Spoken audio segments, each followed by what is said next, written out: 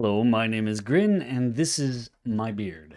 What crumb am I pulling out of my beard today? Today's crumb is gonna be memory. I remember. I remember. But the things that you remember might not be, completely accurate. Every time you remember, at least I've read in some psychology books that memory is fallible to the point where every time you remember something and then you bring it up again, you embellish it, and then you remember that embellishment. And so a memory can change every time you remember it. Now, if that's true, then maybe I have a solution to my problem. See, memory has different kinds of functions, or there are different ways memory can function.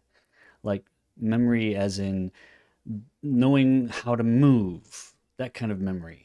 You do something over and over again so many times that it just becomes second nature. Then there's memory of words. Some people can just remember whatever they've heard and then regurgitate that memory. Then there's memory of dates, where somebody can have uh, just say a date and they can say what they were doing at the time and what was on the news or whatever. And then there's memory of events. Events meaning things, how do I say this? Things that affected you in a specific way. My memory is mostly on that last one, the events. And it's not great. Uh, I wish it was like what's that movie? Sunshine of the Spotless Mind or something like that. The Eternal Sunshine of the Spotless Mind, where you could just have a bad memory and just erase it. But memory is also one of those things where, as we get older, it's harder to learn new things. And most of that is because, in order to learn something new, we might have to forget something that we already know or change it. But you can't really forget what you know. It's not easy. It's not just like you can just erase it. It's always there. Once you've learned something in a certain way, it'll always be there. The only thing that you can do is make a different memory stronger, so that the new memory over or supersedes the previous memory. And I think that's kind of what I need, because I have done some stupid things in my life, and I've had some crazy stuff happen to me, and I kind of wish I could just erase those memories. But I know I can't. It's just not something you can do. You can't erase it. And this is one of the reasons why kids learning growing up can learn multiple languages a lot easier than an adult, because let me explain the two cup theory.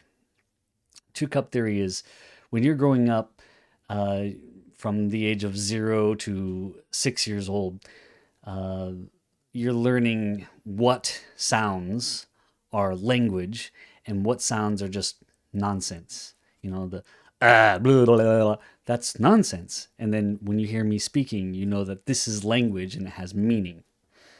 So that's kind of like a statistical thing. You're taking statistics, what is and what isn't language. And so when you're hearing all these sounds and whatnot, when somebody's speaking to you as a baby or whatnot, you're taking those statistics and learning this sound is language and this sound isn't. And every language has its own specific sounds that it uses.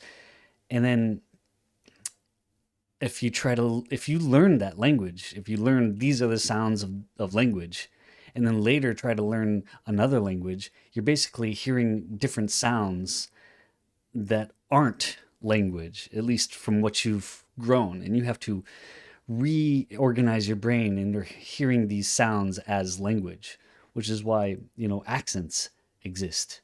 If somebody is born into different cultures or multicultures, they'll have the accent of whatever culture they're exposed to. And when they speak in that language or in that dialect, they'll have the accent of that language or that dialect because they were born into it. They didn't have a preconceived idea of what these sounds are and what language is. And so that's the single cup. So you grow up and let's say you speak English like me because we speak English because you're listening to me, probably. I don't think anyone who doesn't speak English is listening to me, maybe. Anyways, let's say you're trying to learn a new language. You're not going to learn that language the way it's supposed to be learned. You're going to learn that language according to the language you already know. Most people will learn a language where it'd be like eat. I know the word eat. I know what it means. It means to eat. So what is the equivalent of that in, say, Japanese? Oh, taberu. So taberu means eat. Well, if you've started learning language with English, then to you, maybe taberu means eat. But taberu doesn't mean eat. Taberu means taberu. And if you were Japanese, you wouldn't say taberu means eat. You would say taberu wa taberu desu. So you're learning a language through the lens of another language, which means you're gonna miss the nuances and you're gonna miss the peculiarities that make that language alive in its own native environment. And the sounds also. Most Japanese people have a really hard time making English sounds like the standard A sound, the sound, apple. They can't say apple. They say apple, yeah. They only have certain vowel sounds. They can't make the th sound. They have a hard time with the sh sound. Shh. Because these sounds don't really exist in their language.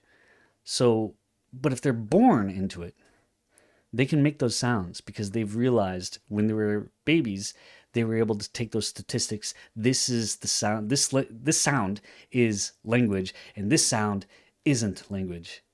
And they get it. They feel it in their head, right? But if you haven't had that, then those sounds will just kind of always be out of reach. Like you can't actually make it. You have to keep trying and trying and trying until finally you might get it. But it takes so many hours. And because you've got to basically unlearn what you've learned, especially in Japanese, because they have Japanese derivatives of English words. They use katakana to they write foreign words. So instead of learning the foreign word as it is, they learn the foreign word as it would sound in Japanese. So table isn't table, it's teburu, because they can't make the sounds like that. They don't have those sounds. They can't end a sound with a consonant. The only consonant sound that they end words with is the sound. That's the only ending consonant sound. Everything else ends with a vowel. A, I, U, E, O, ka, ki, ku, ke, ko, sa, shi, su, se, so. The point of this is if you're born into it, you don't have one cup of language. You've got two cups. And whenever you want to speak in those language, instead of this is how it works. So the one cup is, let's say you want to learn another language. Basically, you've got all these little words and grammar points in your cup. And when you're learning a new language, you just attach those words and grammar points to the language you already know. So basically, you're speaking two languages from one cup, and the grammar is not gonna mix. It's not gonna be the same kind of grammar. The inflection, the soul of the language isn't going to be the same. The pronunciation isn't going to be the same. The intonation isn't going to be the same. It's all going to be based on your language. So you're always going to sound like somebody from where you were raised in. So when I speak Japanese, I have an American accent.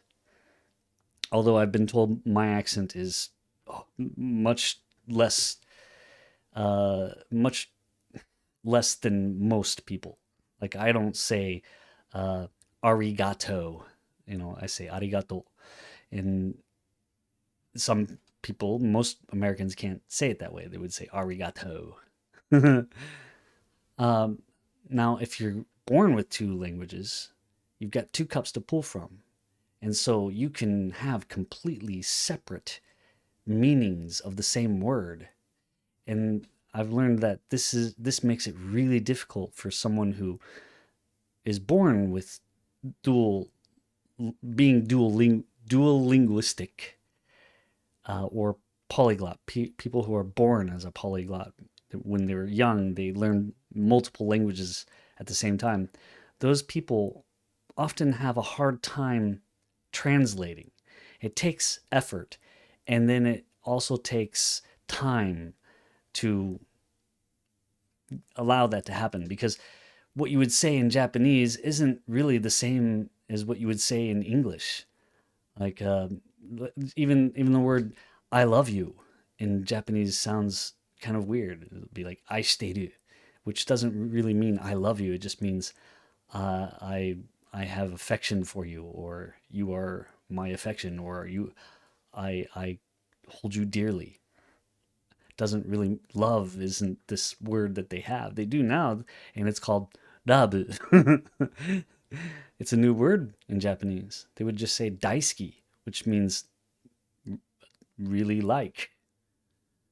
So translating is not as easy. And so I think if you can think in that way, you can just feel the feeling, like I love you, and then say it in English and be like, I love you. And then have that same feeling and then express it in Japanese. とても大好きです。愛してるぜ。とか, you would say something like that, maybe. And they don't really mean the same thing, but they have the same feeling. And that's kind of where it is. Now, okay, going back. Let's go back to the memory thing. The problem about memory is that two cups, in order to get the two cups later in life, because you've already established the one cup, you have to basically forget what you knew and rewrite that, which is not something you can do. Your brain just cannot forget what it knew. If we could, then maybe that, yeah, the whole idea of being able to erase memories so that you can, more precisely learn something would be a great thing, I guess. Maybe. But the other point is that if you have a bad memory, those memories can haunt you. And that's what I have. I have lots and lots of bad memories, and they haunt me a lot. And what do you do about that? I think I'm trying some things. I'm trying to test myself, or trying to use myself as a guinea pig, so to speak, where I have bad memories that pop into my brain like Tourette's syndrome. Like I'll be doing something random and I'll just remember a bad memory about some stupid thing that I did or said or whatever. And it just, it's like, oh God, I did that. Oh. And I might be like, oh shit. My daughter is like, did you have a bad memory? Did you remember a bad memory? She's used to it now. Because sometimes I'd be like, oh shit. And she'd be like, what? What's wrong? And I'm like, I just remembered something stupid I did back in the day. Oh, tell me about it. No. I don't want to tell her. I've told her some of the stupid things that I've done. In fact, I've talked about some of the stupid things I've done here on this channel. But I don't want to tell it to my kids yet. It's kind of one of those things. They're ready when they're ready. And when they're ready, I'll tell them. But the other thing is that maybe I could remember those memories and embellish them. Just make a change here and there. So it's not as bad. And each time that memory comes up, I can embellish it a little bit more and a little bit more. And then maybe change that memory into a good memory instead of a bad memory. And so the next time it comes up, it won't affect me so much. And I won't be going, oh, shit.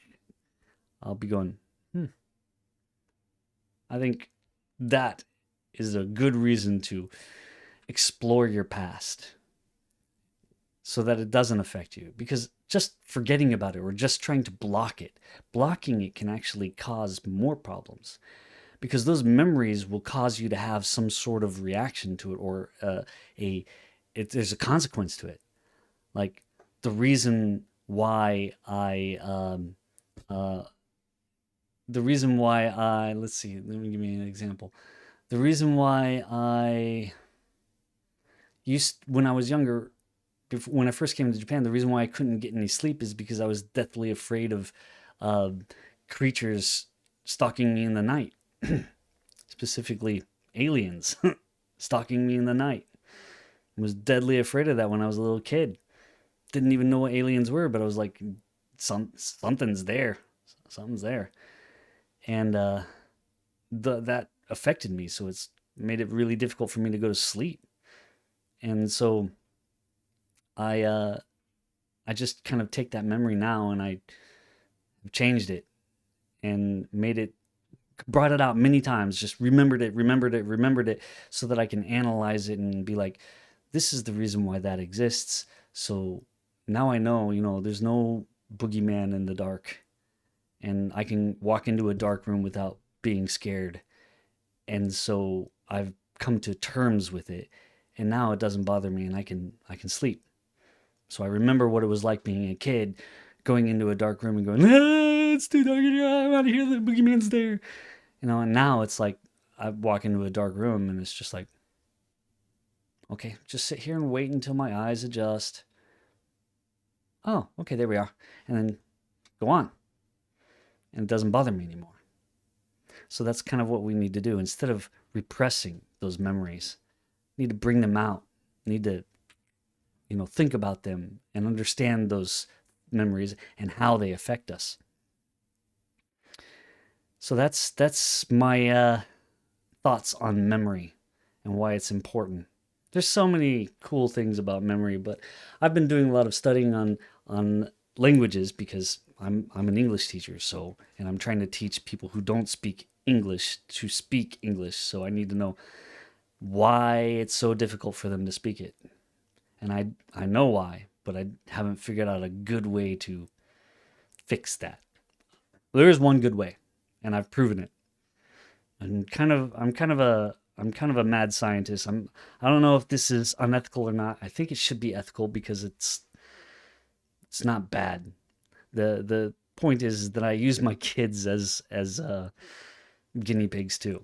So I've raised them in positions where I could teach them English or give them exposure to English and Japanese and see what happens and how they grow and how they change, and what they can and can't do with the languages. And maybe someday I'll be able to, write about my experience or my what I've seen and my observations. I hope so. I hope so. Hope to. But will it be, useful? I've only got two cases, two people who I can say. Obviously, there's results. Both of my kids, my 11-year-old daughter and my 6-year-old son, who has just turned 7 today. I bought him a whole bunch of Pokemon cards. He was so happy. Anyways, uh, they can both speak and read English and Japanese. Not very well. My daughter can speak and read English and Japanese pretty well. She's getting there. She's getting there. She's probably within her age group. A little bit less on the English side. She doesn't use English as much. And my son, he can speak okay English. He can read basic English pretty good, and his Japanese is okay for. I mean, he's 7 years old, uh, and he can read hiragana, katakana, and a few kanji, probably more than I can do. So I would guess that his English and my Japanese are probably around the same level. Although I think he probably understands English better than I understand Japanese. That's not great. But now that I'm taking Kumon lessons, I'm learning a lot of new words and how the use of words are. Like prepositions, and article participles, articles like okay, like of, for, to. Um, those prepositions are on, in, under, by. Um, the use of them, some of them are really difficult, and I'd been kind of using them randomly in many cases. And now I'm starting to understand, when you can use de, o, ga, stuff like that, because I'm actually reading more Japanese, and I think that's pretty important too. But the memory, I have to forget. I have to forget what I learned because it's outdated. And unlike computers, we can't just update the program and get a new software. We can't forget what was already there. It's always going to be there, and we'll have automatic ticks. Just like my wife, she's been learning English for a few decades now, and she still has a hard time saying apple.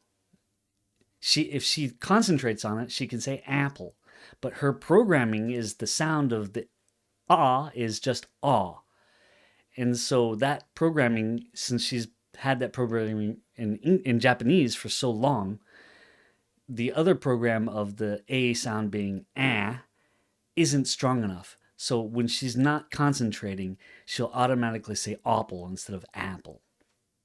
And she's got to basically make that other program, the other program, stronger than the previous program in her head. And that's where we are with memory.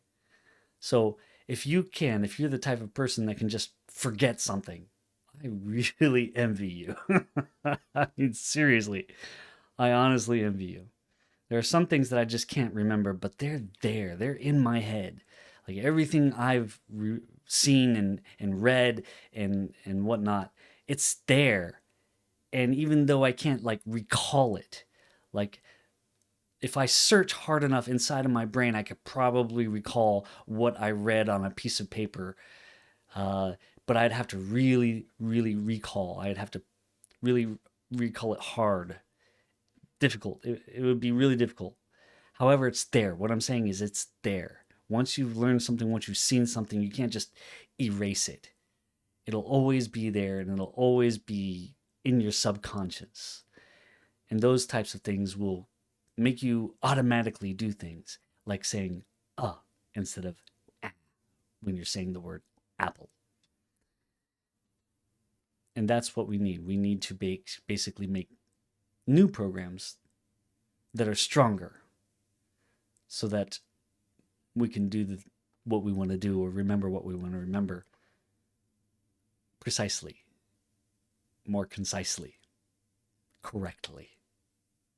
So that's my take on memory. Hope you like that. It's a lot to think about. Thanks for listening to the crumbs in my beard. See you next time.